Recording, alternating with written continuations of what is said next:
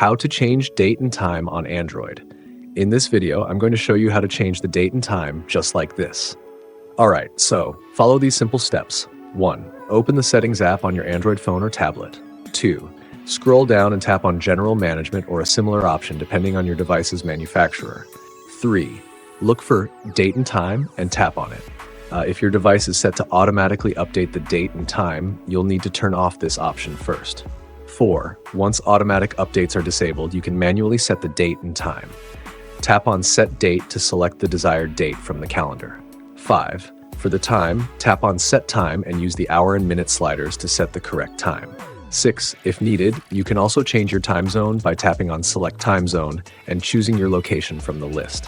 7. Once you've set the date, time, and time zone, tap on Done or Save to apply the changes. That's it. Your Android device's date and time are now updated. Remember to turn automatic updates back on if you want your device to adjust the time automatically in the future. If this video helped you, give it a thumbs up and please consider subscribing to my channel. Thank you so much for watching.